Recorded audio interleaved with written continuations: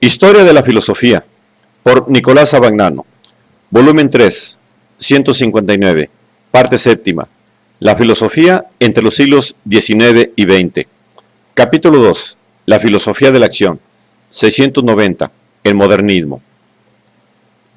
El abate Luciano Labertoniere, 1860-1932, de los padres del oratorio, es el mayor representante del llamado modernismo, un intento de reforma católica que fue condenado por el Papa Pío X con la encíclica Pascendi, del 8 de septiembre de 1907.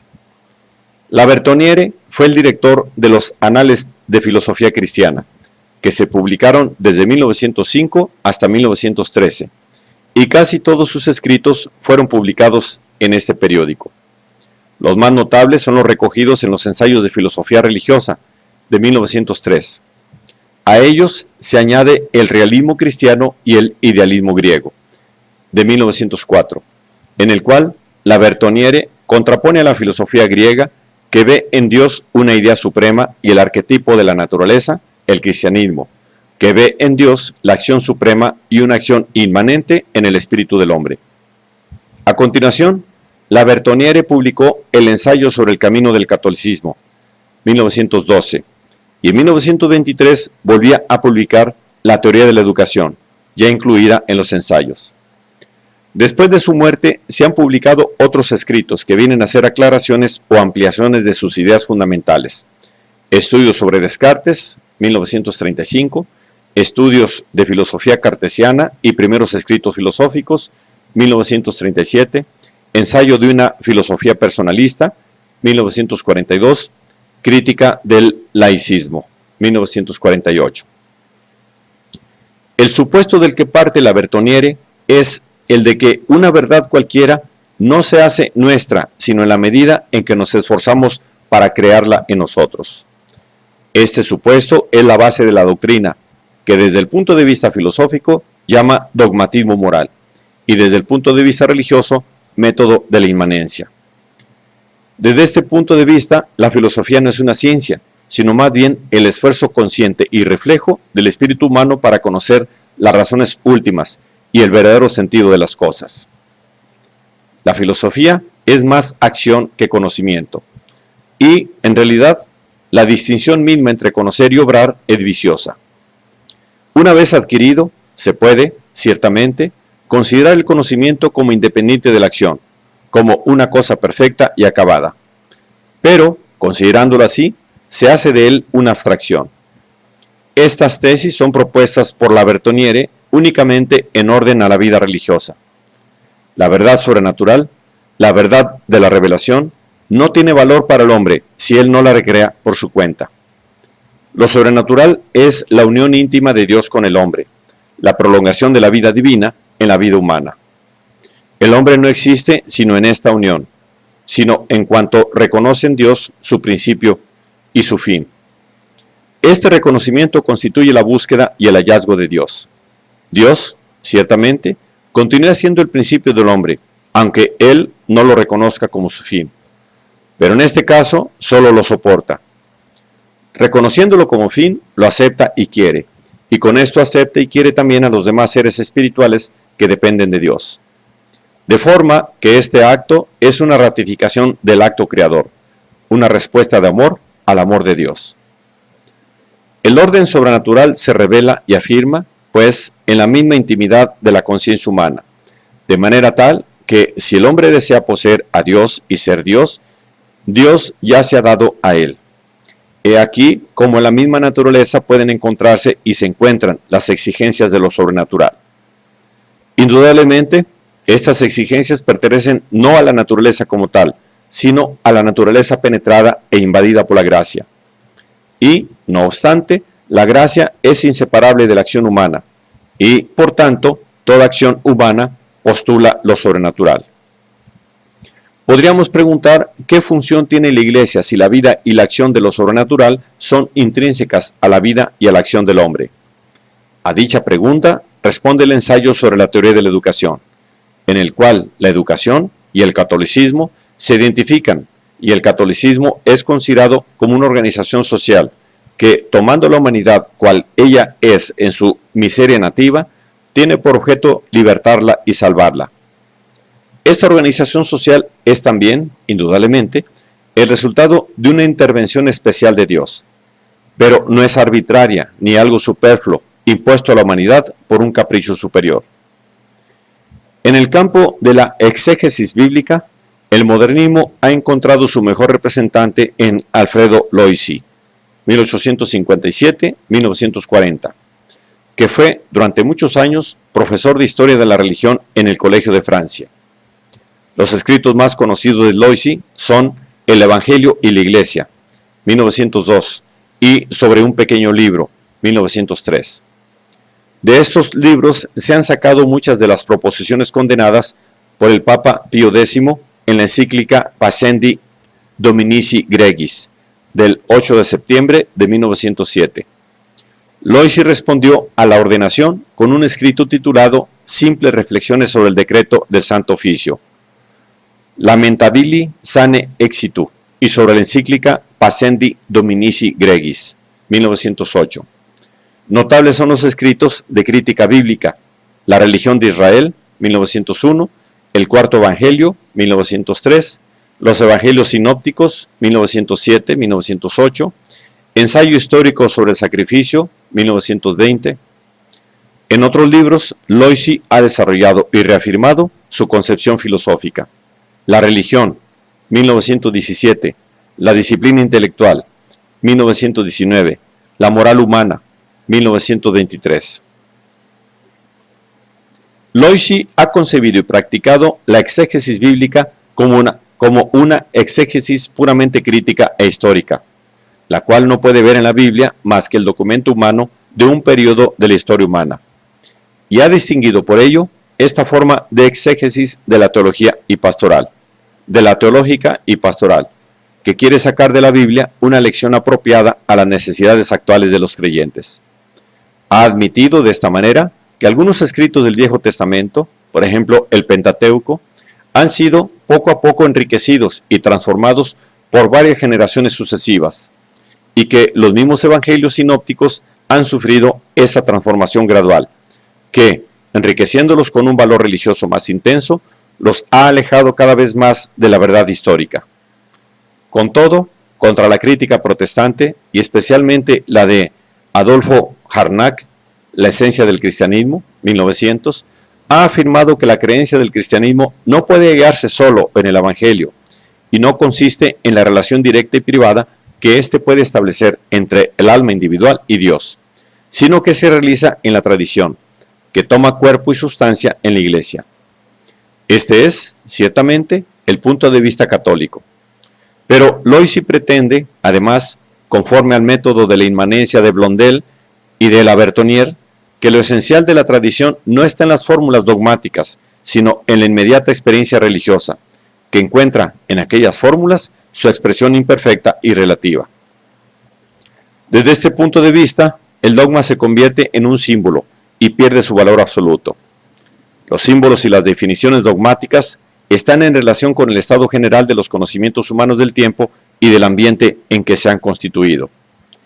De aquí se sigue que un cambio considerable en el estado de la ciencia puede hacer necesaria una nueva interpretación de las fórmulas antiguas, que, concebidas en otra atmósfera intelectual, no bastan para decir todo lo que sería menester o no lo dicen como convendría. Loisy es llevado, pues, a ver lo esencial de la vida religiosa en la experiencia moral, y sus últimos escritos defienden precisamente la estrecha conexión entre moralidad y religión. La religión es concebida como el espíritu que anima la moral, y la moral como la práctica de la religión. Es la religión la que comunica a las reglas de la moralidad el carácter sagrado de la obligación y la que incita a observarlas en calidad de deberes, y es a través de la observancia del deber como la religión es cumplida. Estas últimas especulaciones de Loisy son significativas por lo que concierne al significado del modernismo. Procurando desplazar el eje de la vida religiosa del entendimiento a la voluntad y la acción, tiende a reducirla a la experiencia moral y a disminuir o descuidar su carácter específico. Se relaciona con el modernismo y con la filosofía de la acción la obra del más importante seguidor de Bergson, Eduardo Leroy, 1870-1954, sucesor de Bergson en el Colegio de Francia. Los escritos de Leroy conceden gran atención a los problemas gnoseológicos y metafísicos, pero el interés que los domina es el religioso, y religioso en el sentido del catolicismo modernista. He aquí los principales. Ciencia y filosofía, 1899-1900. La ciencia positiva y la filosofía de la libertad, 1900. Un nuevo positivismo, 1901, dedicado a la filosofía de Bergson. Dogma y crítica, 1907.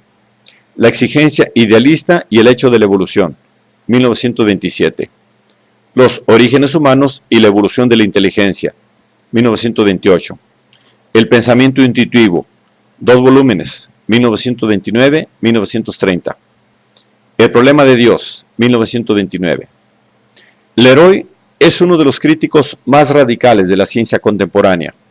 Hace suyos y lleva hasta sus consecuencias más extremas todos los temas fundamentales de la crítica de la ciencia, como se presenta en Mach, Duhem, Poincaré y otros.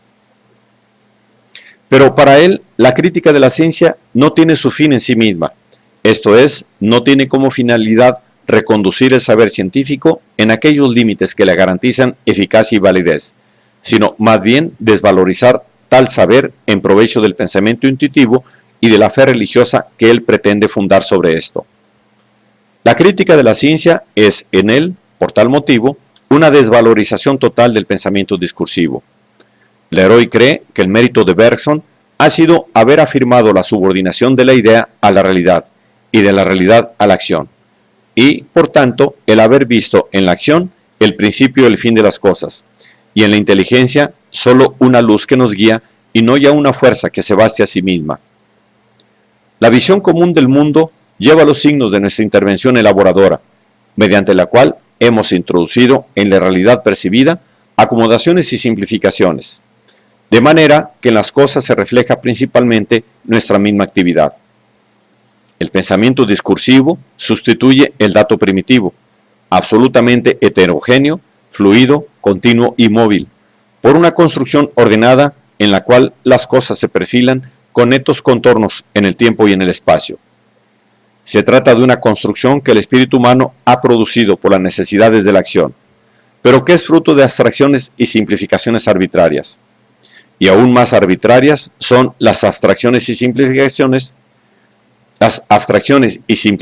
de la ciencia, la cual construye por sí misma el llamado hecho científico. Las pretendidas confirmaciones del experimento son, en realidad, círculos viciosos. Un método, un aparato, se tienen por buenos solo cuando nos dan aquellos resultados que nosotros mismos hemos decretado arbitrariamente. El rigor y la necesidad de los resultados científicos existe solo en el lenguaje que la ciencia emplea y son, por ello mismo, fruto de una pura convención. Todos los cuerpos pesados caerán siempre según las leyes de Galileo, porque estas leyes constituyen la definición de la acción libre. La definición de la unidad de tiempo supone la noción de movimiento uniforme, y ésta no puede constituirse si no se posee ya una unidad de tiempo. Fundada en estos círculos viciosos, la ciencia no tiene valor teórico, sino que busca y encuentra solamente constantes útiles, y las encuentra porque la acción humana no comporta una precisión absoluta, sino que exige solo que la realidad esté aproximadamente representada en sus relaciones con nosotros, por un sistema de constantes simbólicas llamadas leyes. La ciencia, así pretendida, es un producto de la libertad del espíritu, así como es un producto de la libertad del espíritu el mundo rígido, muerto y necesario al que se orienta la ciencia. Pero la esencia misma de esta libertad escapa a la ciencia. Encontrarla, vivirla hasta el fondo y hacerla progresar es el fin de la filosofía, que como tal es siempre espiritualista. La filosofía debe dar cuenta de la evolución que ha hecho surgir de la materia la vida, de la vida el hombre, y que apunta a avanzar más allá del hombre hacia una realidad superior. Leroy describe, siguiendo las huellas de Bergson, las etapas salientes de esta evolución, en sus obras principales. La exigencia idealista y el hecho de la evolución, los orígenes humanos y la evolución de la inteligencia y el pensamiento intuitivo. La evolución como movimiento incesante, continuidad, progreso, se explica solamente admitiendo que el pensamiento es el ser mismo, el principio de toda posición, la urdimbre de toda realidad. Para entender la vida, es necesario admitir que los individuos vivientes son manifestaciones de una biosfera que circunda la Tierra y que está con los individuos en la misma relación en que el pensamiento está con las ideas que suscita y vivifica. Con la aparición del hombre sobre la Tierra empieza el reino de la noósfera, el reino del progreso espiritual que el hombre realiza en todos los campos y que el cristianismo orienta hacia el advenimiento de un nuevo grado, que será la fase suprema de la génesis vital. Este nuevo grado deberá realizarse por medio de la acción del pensamiento intuitivo, al cual Leroy atribuye el poder de la invención creadora. También es necesario dirigirse, para alcanzar la verdad religiosa, al pensamiento intuitivo, o como lo llama Leroy, al pensamiento acción, esto es, a la inmediata experiencia espiritual propia de la vida moral. Las demostraciones habituales de la existencia de Dios son inoperantes. El mundo físico no tiene realidad, y sus leyes tienen, ciertamente, un creador, pero este creador es el hombre mismo, que las establece convencionalmente mediante los procesos de su pensamiento discursivo. Dios, como cualquier otra realidad, no se puede demostrar a deducir, sino solamente intuir. Y la intuición de Dios es la misma experiencia moral. La afirmación de Dios, dice Leroy, es la afirmación de la realidad moral como realidad autónoma independiente, irreductible, y aún quizá como realidad primera. La afirmación de Dios consiste en la afirmación del primado de la realidad moral como espíritu de nuestro espíritu. Y en este sentido, vivir significa creer en Dios. Y conocer a Dios, tener conciencia de lo que está implícito en el acto de vivir. Desde este punto de vista, Leroy declara igualmente falsas las concepciones de la inmanencia y de la trascendencia de Dios. Ciertamente, nosotros no conocemos a Dios más que nosotros mismos o en el mundo, y jamás en sí mismo. Y en ese sentido es inmanente. Pero Dios se revela en el mundo y en nosotros mediante una llamada de trascendencia, mediante un impulso a dilatarnos sin fin, mediante una exigencia de realización indefinidamente progresiva que supera toda realidad acabada. Y en ese sentido es trascendente. La trascendencia de Dios es, en realidad, para nosotros, una vocación de trascendencia. Y el verdadero problema no es el de su trascendencia, sino más bien el de la caída, por la cual el hombre pasa a estar, en cierta medida, separado de él. Desde este punto de vista, la personalidad de Dios tiene un valor puramente pragmático. Significa que nosotros nos comportamos en relación con Dios como frente a una persona, que buscamos en Él nuestra personalidad, y que, encontrando de tal modo esta personalidad, alcanzamos la certidumbre de estar en el camino de la verdad.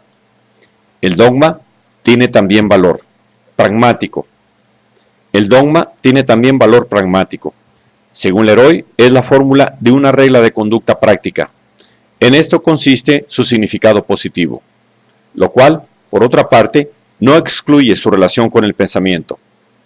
En primer lugar, porque hay deberes que se refieren también a la acción del pensamiento. Y en segundo lugar, porque el mismo dogma afirma implícitamente que la realidad contiene, bajo esta o aquella forma, todo lo que justifica como razonable y saludable la conducta prescrita. Así, el dogma de la resurrección de Jesús tiende a prescribir, con respecto a Jesús, la actitud y la conducta que serán exigidas frente a un contemporáneo. La filosofía de Leroy es, ciertamente, la manifestación más notable del modernismo católico, pero también ella reduce la experiencia religiosa a la moral y a ver en las creencias religiosas el símbolo de las exigencias morales. Su valor especulativo queda suspendido del principio bergsoniano del pensamiento intuitivo, esto es, de un pensamiento que tenga el carácter de inmediatez y, por tanto, la certeza absoluta de la vida vivida.